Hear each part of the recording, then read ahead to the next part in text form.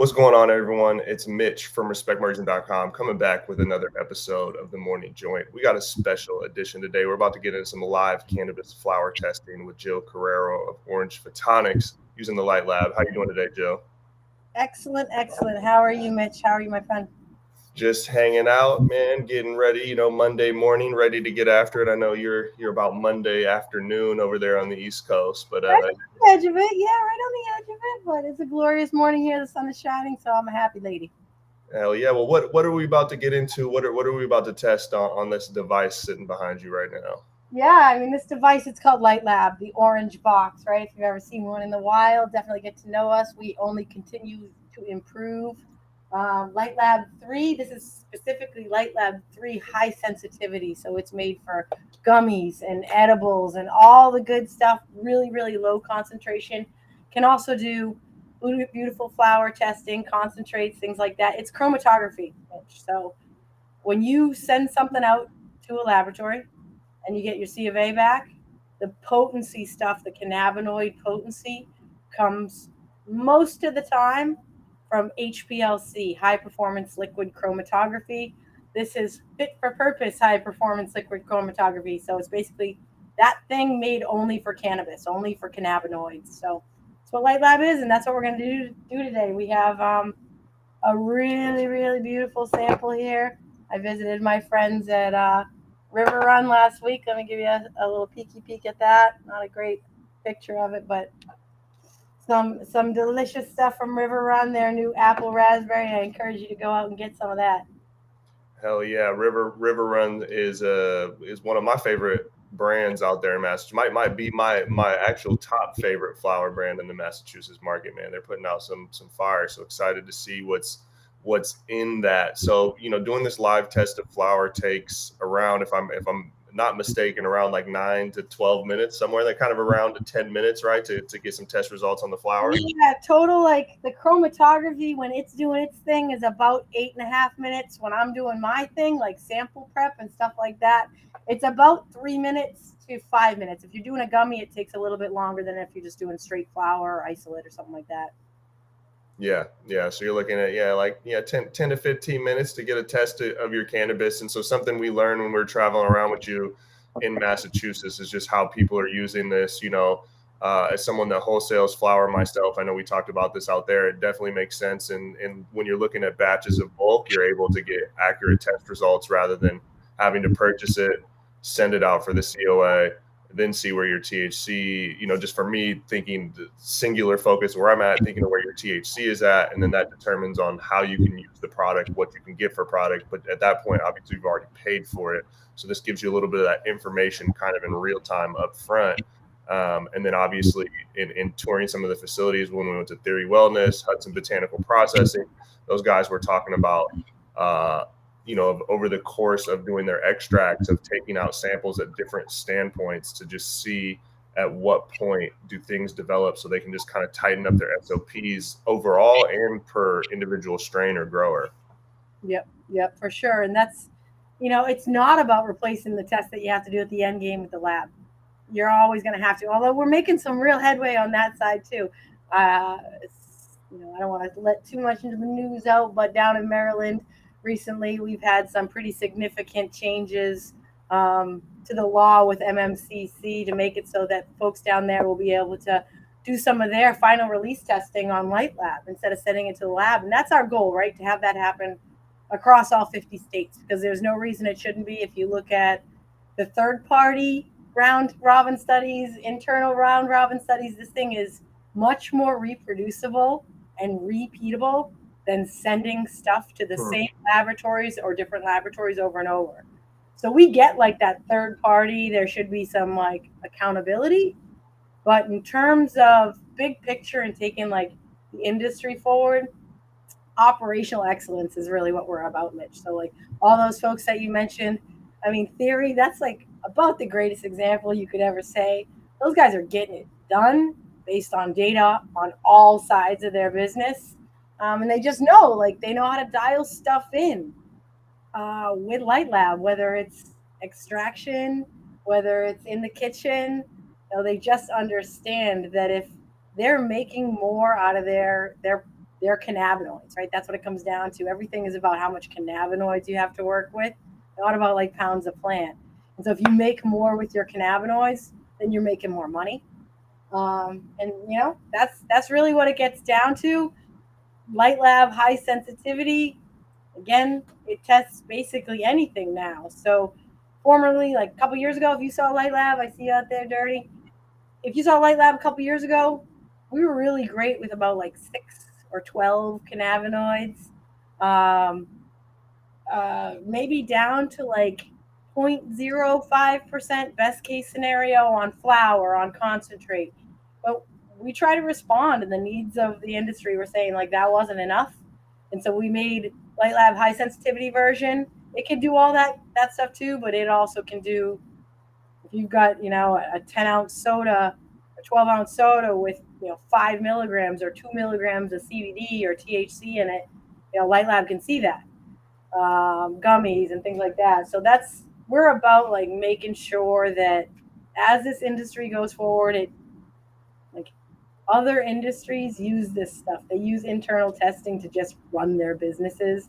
Mm-hmm. And it's about time that cannabis realizes that, we can fundamentally all do better, and it is about money, but it's also about like consumer safety. Yep. It's about like making products that are consistent. And that's something I really believe in too, especially if you like talking about like more than just THC picture, right? It tests 19 cannabinoids, and those other 19s are a lot about like health and wellness and what this plant means for folks. So that's what it does. Right here on the screen right now, like what you see when you fire up a LightLab is essentially like, what do you want to test today screen. It's dummy proof. So when you're talking about like doing a LightLab test, you should be basically familiar with your process, but you don't have to be familiar with chemistry at all. Yeah. You just got to be able to read. And so I see you guys can't see that screen so well, but I see like plant, concentrate, edible. And if I click on any of these, it takes me to the next screen, and it's all about like a tree of thought, as you were like the analyst itself.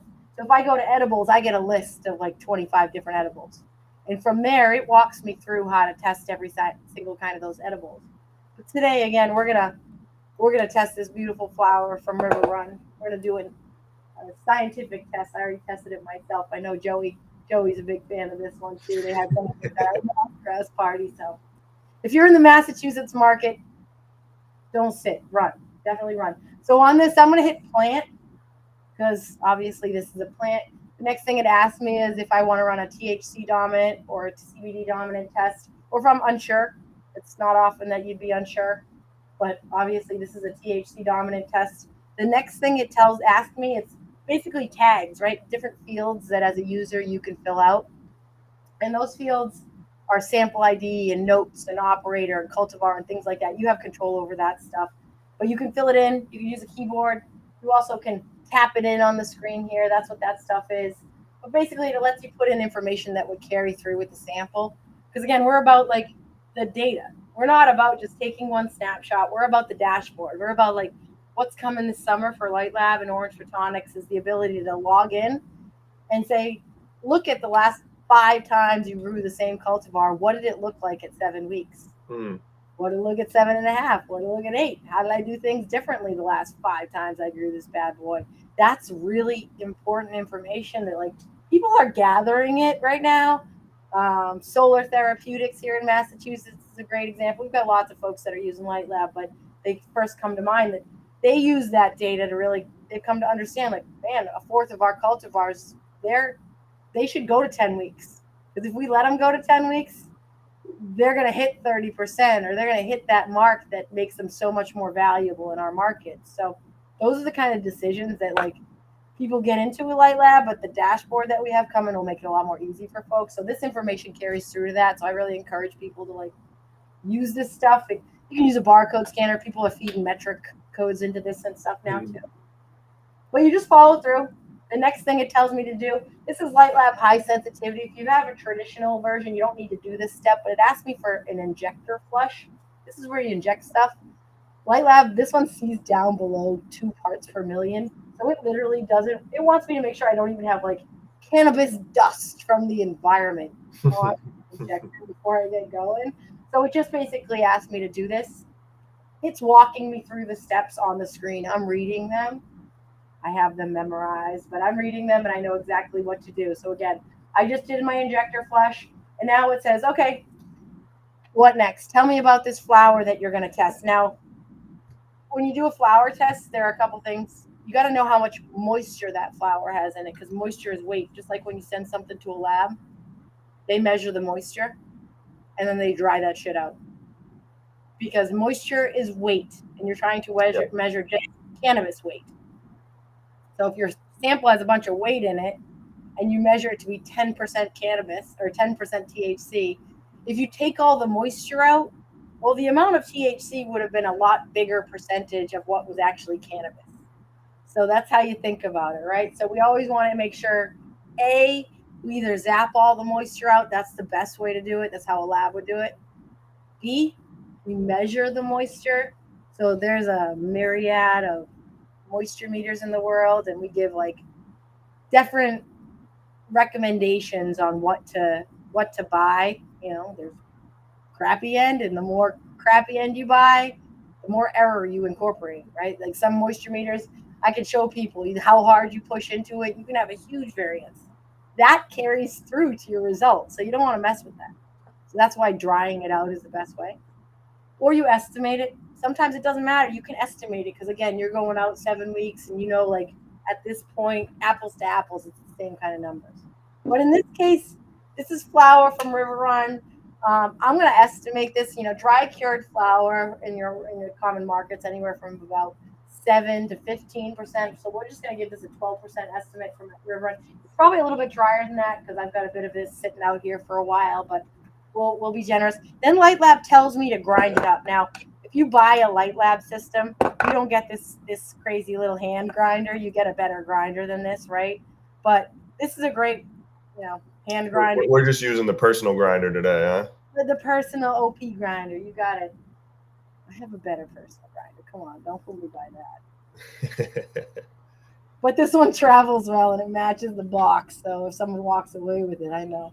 But they do disappear, you can imagine. So I grind up that sample. Again, this is just, your processes, the more controlled you are about this shit, the better you are as like a scientist and stuff. So you grind this up. You got a bunch of flour in there. LightLab tells me to grind some up. Then it tells me to place the vial on the scale. Now I've got this little scale. Fantastic little scale. Comes with the system. You take a vial like this. All this stuff comes with the system, and you put it on the scale. And then you push tare. Again, because you're trying to put into the vial what LightLab tells you to. It's going to be different for every amount of sample that you have, Mitch. So in the case of like a THC flower sample, it's 1/3 of a gram. Okay. It's 0.3 grams. And it's not like you got to be perfect because nobody's perfect. Some people do. But it wants 0.3 plus or minus 10%. The important thing is, as I'm putting it in there, by the way, I got a little spoon and I'm putting it into my vial. It's hard to show you this because it's on the camera. But I've got this here. Well, hopefully, if they're in the cannabis industry, they've used a digi-scale before. Hopefully they're familiar with that. I think that's something that we've got in control. But I definitely tell you how to calibrate that shit right. But yeah, so that's my little scale, right? I see it. It's right there. So I then tell LightLab what I put into the vial. So it says 0.326 on my scale. So the next thing I say is, okay, LightLab, what did I put in there? 0.326, just like they would do in a laboratory. Now, the big difference here when you see me using this is that you'll never see me like take out a pipette. You see me playing with syringes, and those syringes are like these massive syringes. Is because this, you don't have to be very perfect with this. A pipette requires some chemistry.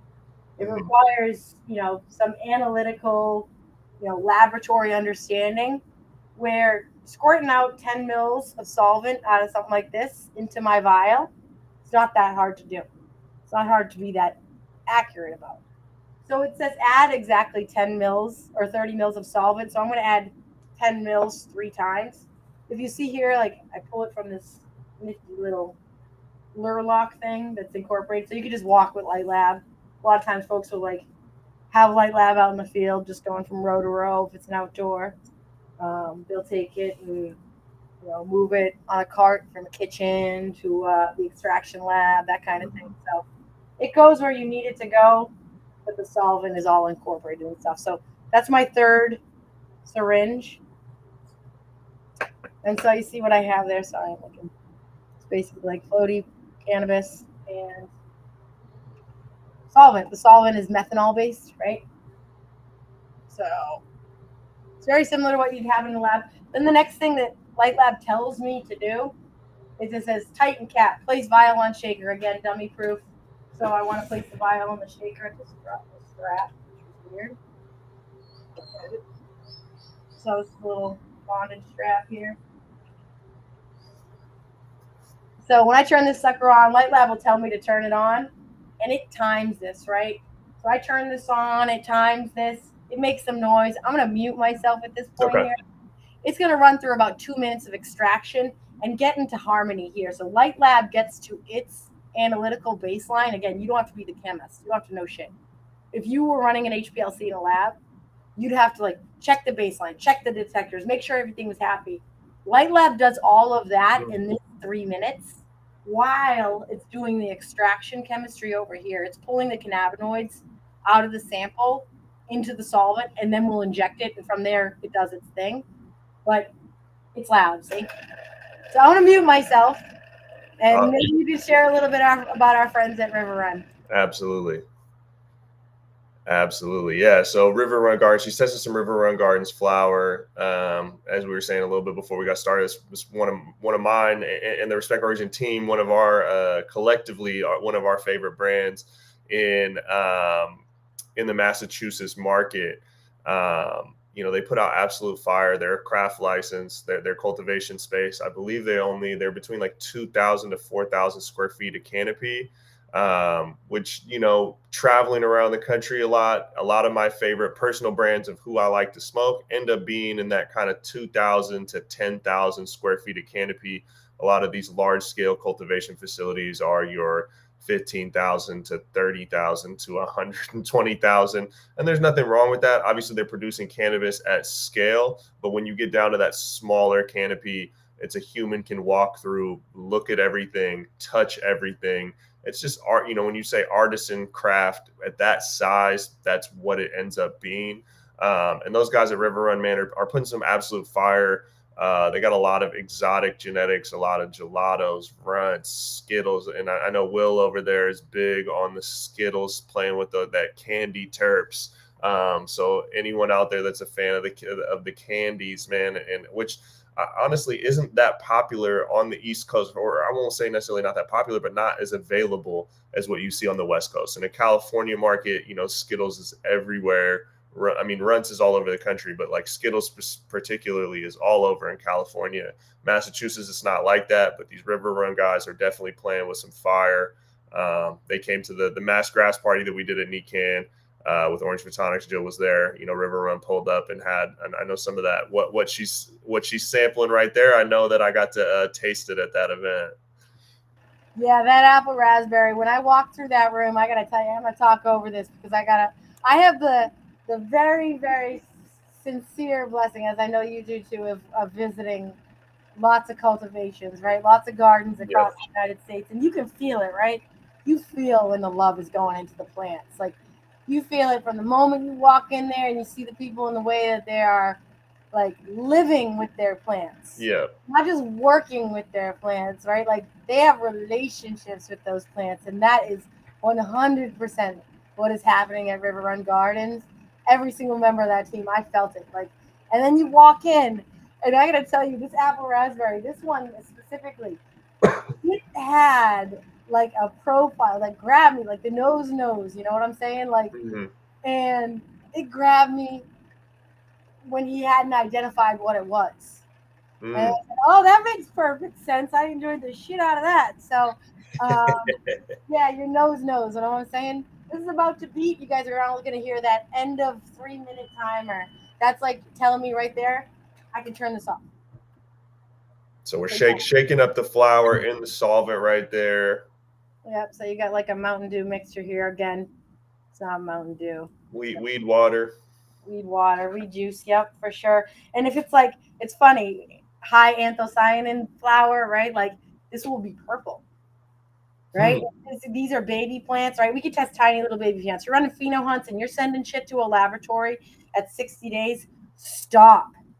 Call me. 35 days. We're going to start taking 3 days off of plants and showing you so much more. So much more. You're not going to see 10, 12% cannabinoids.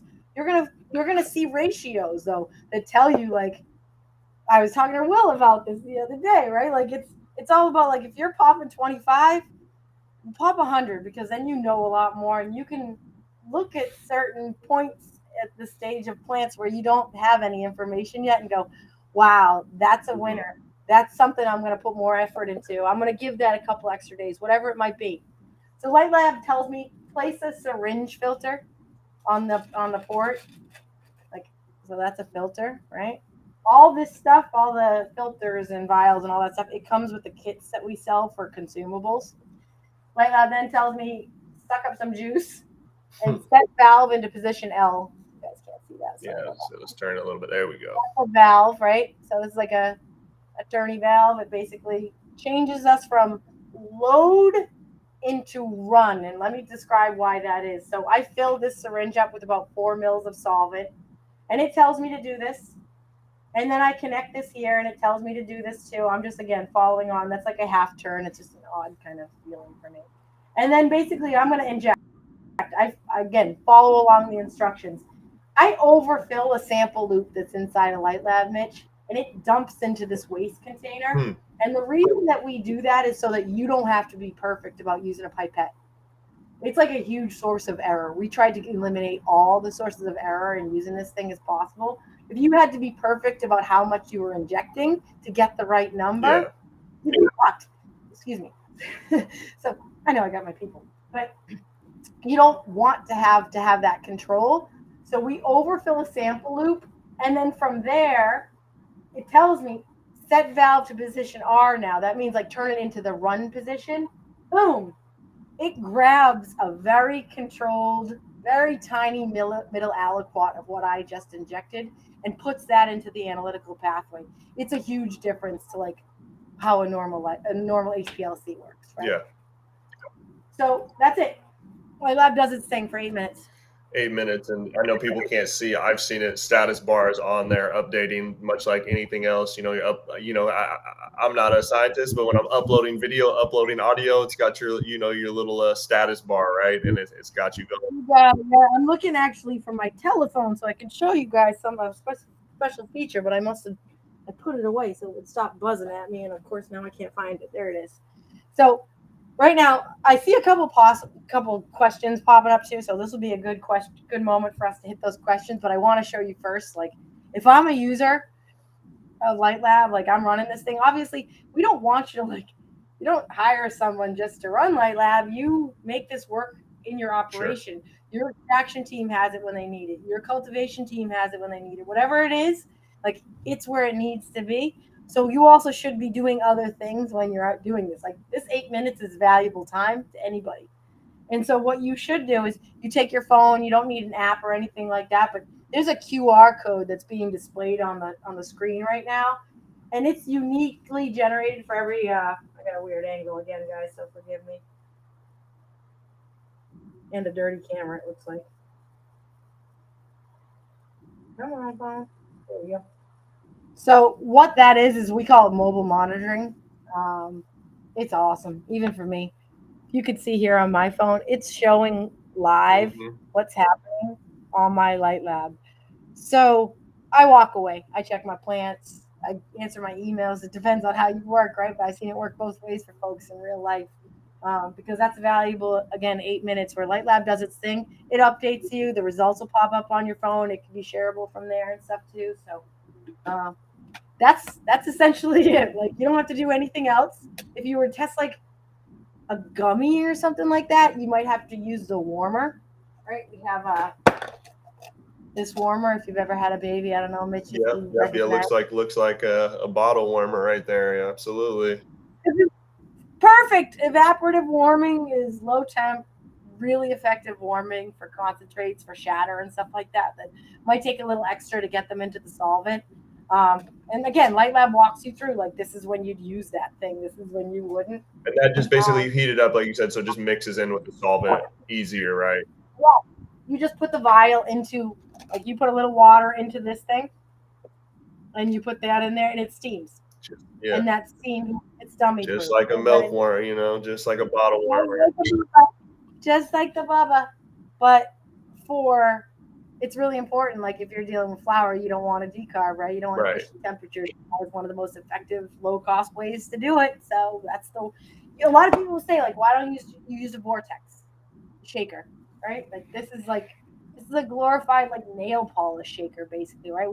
We sell our system for as affordable as we can make it, and yeah, it's not a no cost system. Like it's a legit investment, but it's one that like I saw somebody say a question earlier, Dirty, I think about like a laboratory, a mobile testing laboratory.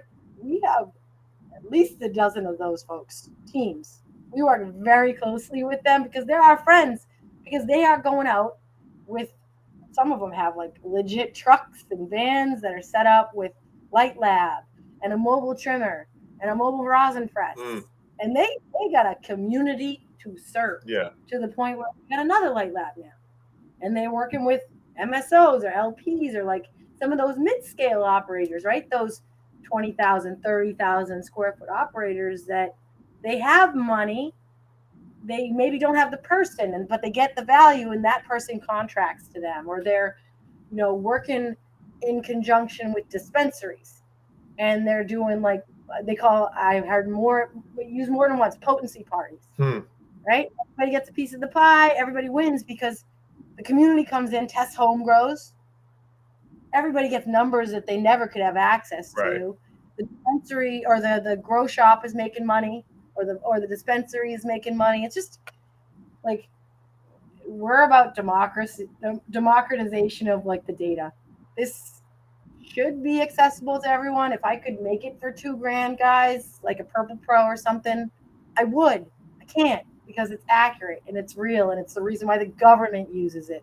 The CBP, the DEA, Homeland Security, all the cannabis control commissions.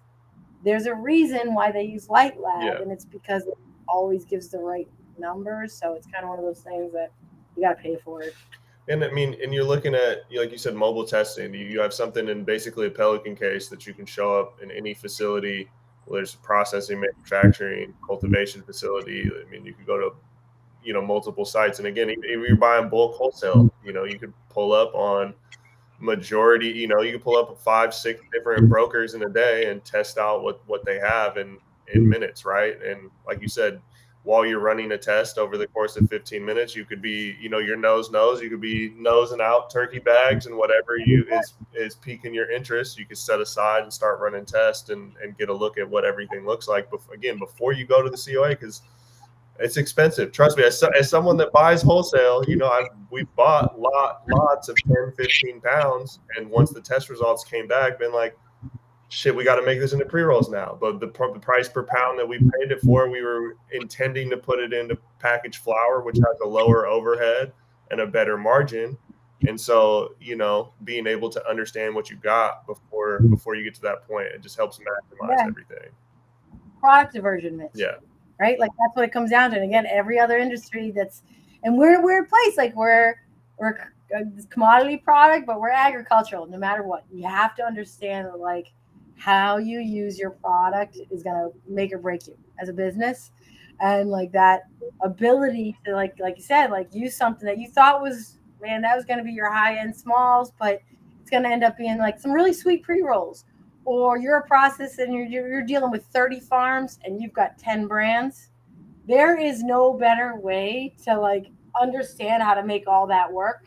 And I'll tell you, like the Falcon is a great example of it. Falcon grew out in Southern Cali. Like they're the perfect example of that. They've had some weird news lately, but perfect example of exactly that. How to dial shit in and use product that way. Absolutely. And while we wait for the rest of that test, I just want to go over a couple of news topics because we are on the morning joint, covering next week. But with the main one that I really want to focus on, because I know you'll be there as well, is MJ Unpacked is coming up April 26th through 28th, New York City. Respect My Region will be there. I know Orange Photonics is going to be there. I encourage everyone to check that out. We have an article. It should be in the description. It's also on disrespectmyregion.com. We got a promo code on there for 125 off your ticket. If you haven't copped that ticket yet, definitely check that out. One of my favorite things about MJ Impact is that they go for a really focused audience. You have to be a license holder on either a brand or retail side, or an accredited investor, or a applicant. You can also have an application, a license application pending.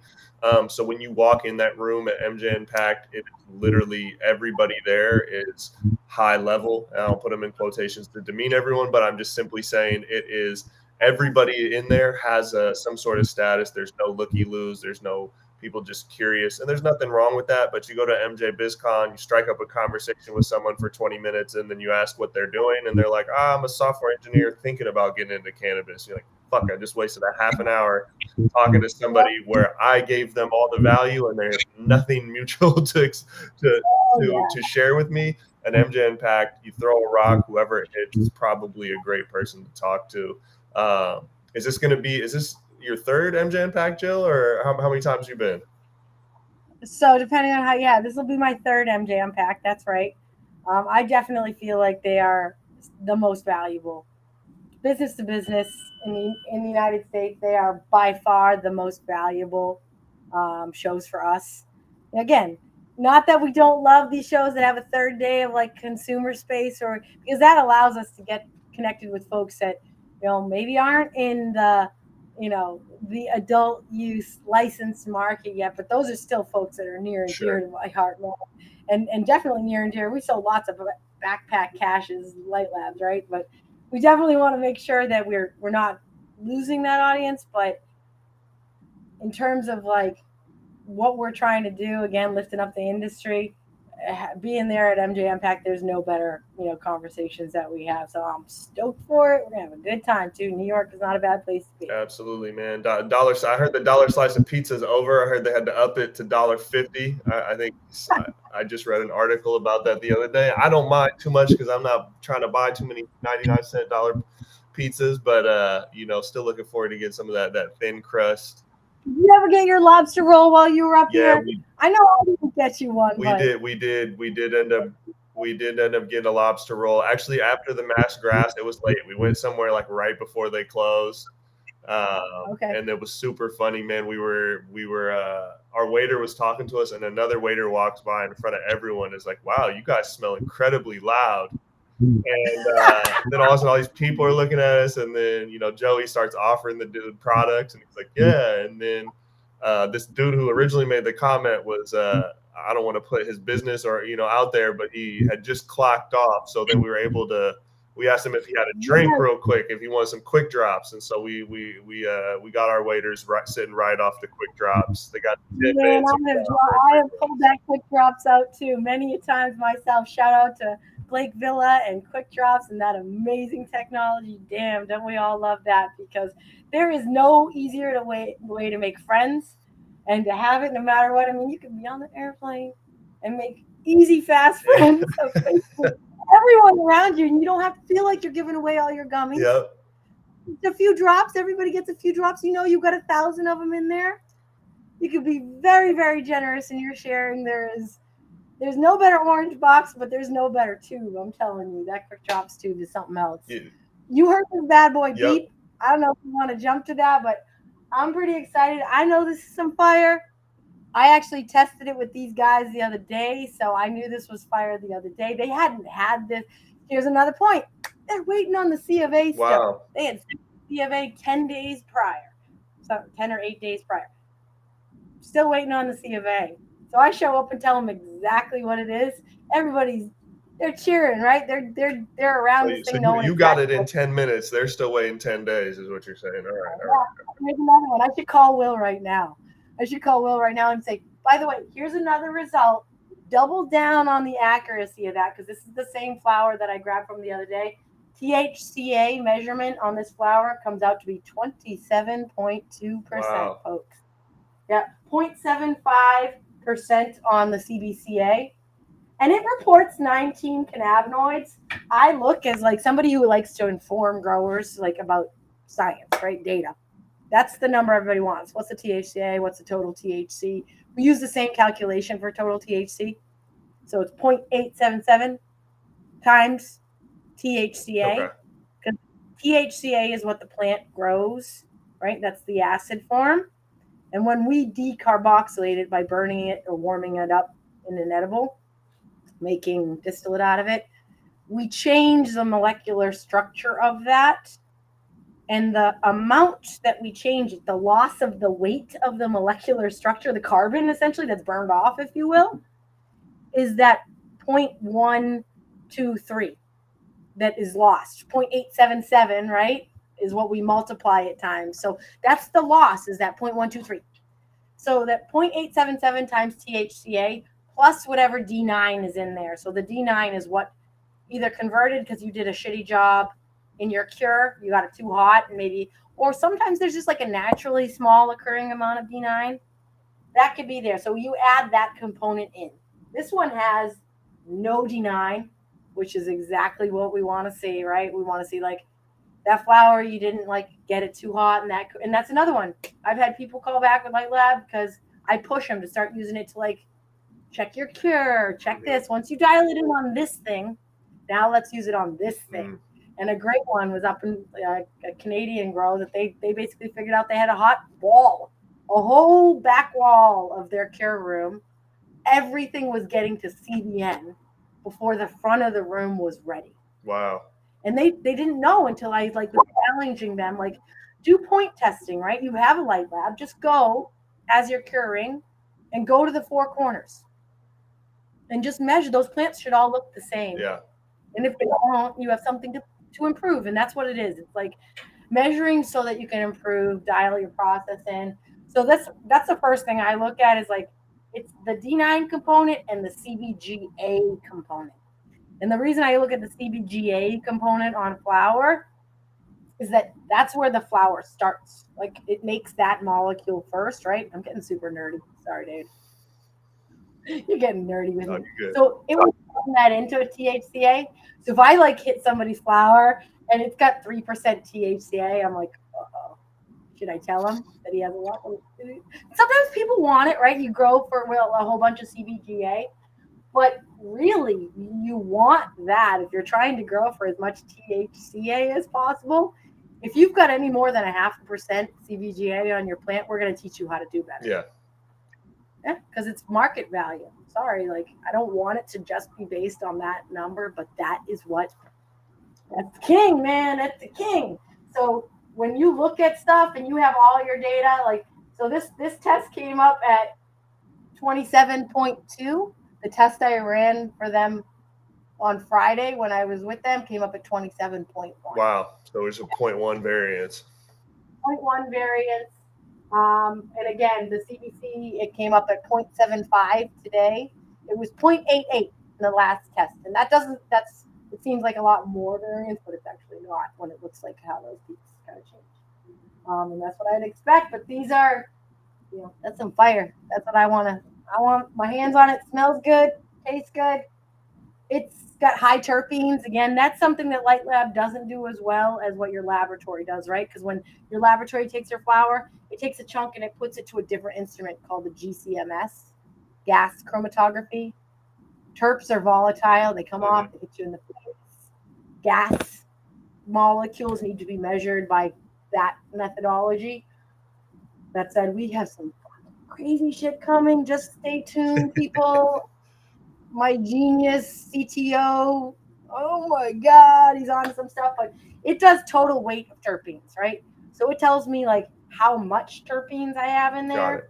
So I have over 3% terpenes in this sample is what this tells me, right? So that doesn't tell me as much as like knowing what is in there, and that's what I want. But it definitely is valuable. Again, if like you're looking at flower and you want to know like what's a winner versus what's not, you know low versus high. Yeah. What's better? And that's where in a lot of, you know, the bare, you know, as a consumer, right, it's nice to know if you can look at something and know what terpenes you like and don't like, right? That's a great thing. But as just an experienced smoker, if you look down and see the total terpene percentage, you at least know, okay, this is some terpene weed. You know, I don't need to, again, we go back to the nose, you can decide, or if you're, you know, again, if you're an expert smoker, you should be able to get, you know, understand what based on the strain, if it's a Gelato 41 and it's 3% terps, you should be like, oh, this is, I know what this is going to smell like, right?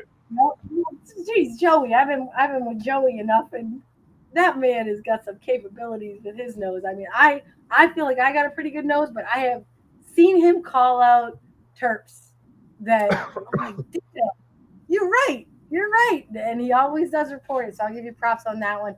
I do see a couple of questions, you know, popping up too that I want to address. There are definitely capability, like ways to finance a LightLab. Hit me up, 100%. It's definitely going to depend on how long you've been doing this and what that credit score is. I'm not letting you walk away with one of these. And like how much friendlies you got, Joey? We can finance you know that.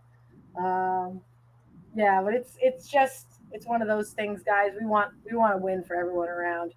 If you hit us 2 years ago or 3 years ago, and you're still here and you're still interested in this, please reach out to me. I am going to make it happen somehow. Awesome. Well, Jill, I appreciate you. I mean, we did a live test. Obviously, we've been sitting here chatting, but you know, for those that were watching, the actual test only took about 12 to 15 minutes, and we got understanding the THC percentage, understanding the terpenes, understanding what you said, 19 cannabinoids. 19 cannabinoids. So everything, like if you're playing in the markets of, you know, converted cannabinoids, D8, HHC, you know, THCO, THCP, those are all on the profile too. We add new ones every day, pretty much. We're working on it at least every day. So they just pop out into the profile. Yeah. Let me know. Let me know if you ever have questions too. And we're only seeing, like she said, she was just in the facility getting the sample 3 days ago. We're at a 0.1 variance on the THC test. So, I mean, that's just statistically insignificant as far as I'm concerned, you know, as opposed to, again, you send it in for the COA, a couple different, you know, testing labs, even the same testing lab, you're going to most likely see some variations greater than that. I mean, I've rarely seen a 0.1% variation. So. Yeah, man, the edibles, that's even a bigger one. Like, I feel for people that are trying to formulate and test stuff with the lab because it's a shit show. I was literally with somebody last week, and I swear to God, the kitchen director, like, he almost started crying. He knew he had it right, Mitch. Like, and this lab's telling him 6'9", and this lab's telling him 6'4", and this lab's telling him 4'7", and he's just like, but I know it's right. And it hit it 5-1, and he was like, I knew it. It was supposed to be a 5.0 and a 1.0, like 5-1, and it was 5.1 and 1.0, and like I could see him tear up, and he was hugging me. Like and it's fine. You can imagine, like he's just banging his head against the wall, like trying, like I don't know. I think I'm doing things right here, right? Like. So it's a beautiful thing. I got a good job, that's for sure. Absolutely. That's what, you know, when we toured Hudson Botanical Processing, that's what they said they don't even track, you know, they don't even track the COAs. They just track the data that they get off the LightLab. That's where all their internal data is tracked off of what they control. Flip the script, man. We always say it, flip the script on the lab. There's absolutely no reason that like it's wrong. That should not be the owner of your operational data. Not even 1% of the decisions you make should be based on what the laboratory is telling you. 100%. Well, Jill, I appreciate you joining us in this morning joint. For people out there that want more information, go ahead and add Jill Carreiro on LinkedIn, holler at her, or check out orangephotonics.com. Anything else you want to plug real quick before we get up out of here? Come see us at 126 and MJ Unpacked. Definitely looking forward to some of those after parties too. I know we'll catch up at that and have a good old time. But yeah, Have a great week, all. Awesome. This is respectmortgaging.com. If you're on YouTube, subscribe is somewhere under Jill over there. Make sure you hit that. If you're listening somewhere else, leave a comment. Even if it's hate, man, go ahead and drop that in the comments. We'll be back with more content. I don't know if we have any more streams today, but we got some podcasts coming up this week.